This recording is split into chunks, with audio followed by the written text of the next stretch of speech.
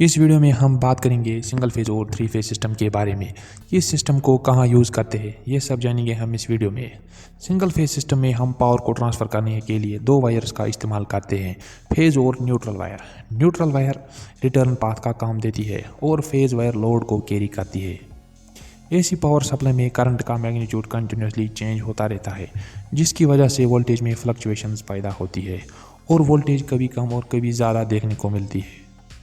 Single phase power system में power 90 degree और 270 degree पे पीक पर पहुंच जाता है। इसका मतलब है इन दोनों पॉइंट्स पे मैक्सिमम पावर डिलीवर होता है। सिंगल फेज सिस्टम में लोड तक कांस्टेंट करंट नहीं पहुंच पाता। सिंगल फेज सिस्टम में 230 वोल्ट्स और 50 हर्ट्ज की फ्रीक्वेंसी होती है। हमारे घरों में ज़्यादातर सिंगल फेज पावर सिस्टम को इस्तेमाल में लिया जाता है। सिंगल फेज पावर सिस्टम को रेजिडेंशियल वोल्टेज के नाम से भी जाना जाता है, क्योंकि यह ज़्यादातर घरों में इस्तेमाल किया जाता है। Single phase power system three phase system से निकलता है। सिंगल फेज सिस्टम को हम वहाँ इस्तेमाल करते हैं जहाँ पावर की रिक्वायरमेंट कम हो, जैसे हमारे घरों में हो गया।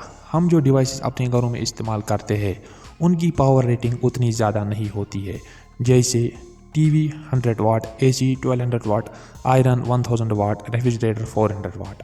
ये सारे डिवाइसेस कम रेटिंग के हैं हैवी मशीनरी और मोटर के मुकाबले में। नॉर्मल लोड की रिक्वायरमेंट को पूरा करने के लिए सिंगल फेज सिस्टम काफ़ी है। सिंगल फेज सिस्टम का सर्किट बहुत आसान है, क्योंकि इसमें दो ही वायर्स होती है। सिंगल फेज सिस्टम में पावर फेलियर के चांसेस बहुत ज़्यादा है। इस सिस्टम में खाली एक फेज होता है। अगर यह किसी वजह से फेल हो गया तो हमारा पूरा सिस्टम बैठ जाएगा। अब बात करते हैं थ्री फेज सिस्टम के बारे में। थ्री फेज पावर को ट्रांसफ़र करने के लिए हम थ्री फेज और एक न्यूट्रल वायर का इस्तेमाल करते हैं। यह सिस्टम 3 गुना ज़्यादा पावर को ट्रांसफ़र करता है सिंगल फेज सिस्टम के मुकाबले में। इस सिस्टम में लोड तक कांस्टेंट करंट पहुंचता है। इसकी वजह से ये सिंगल फेज सिस्टम से ज़्यादा एफिशिएंट होता है। थ्री फेज सिस्टम में 3 वेव फॉर्म्स 120 डिग्री पे होती है। इस सिस्टम में एवरेज पावर कभी भी 0 तक नहीं पहुंचता। इन 3 फेज़ों को हम डिनोट करते हैं आर, वाई और बी से। आपने अक्सर देखा होगा हम लोड को चलाने के लिए थ्री फेज सिस्टम में कभी 3 फेज़ या फिर 3 फेज़ प्लस न्यूट्रल का इस्तेमाल करते हैं। इस सिस्टम में हम 2 तरह के कनेक्शंस को इस्तेमाल करते हैं, स्टार कनेक्शन और डेल्टा कनेक्शन। स्टार कनेक्शन में 4 वायर्स होती है, 3 फेज़ और एक न्यूट्रल वायर। अगर हम मोटर को इस कनेक्शन से चलाएंगे तो हर एक वाइंडिंग को 230 वोल्ट मिलेगा। डिस्ट्रीब्यूशन ट्रांसफार्मर तो आप सभी लोगों ने देखा होगा, उसमें इनपुट वाले साइड से डेल्टा कनेक्शन किया हुआ होता है और आउटपुट साइड से स्टार कनेक्शन किया हुआ होता है। डेल्टा कनेक्शन में हम 3 फेज़ को इस्तेमाल करते हैं। इस कनेक्शन को हम बैलेंस लोड के लिए इस्तेमाल करते हैं।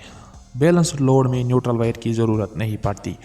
अगर हम मोटर को डेल्टा कनेक्शन में चलाएंगे तो हर एक वाइंडिंग तक 415 वोल्ट पहुंच जाएगा। थ्री फेज़ पावर को हम वहां यूज़ करते हैं जहां पावर की रिक्वायरमेंट ज़्यादा हो, जैसे फैक्ट्रीज, इंडस्ट्रीज़, बड़े बड़े कॉम्प्लेक्सेस हो गए, मैन्युफैक्चरिंग प्लांट्स।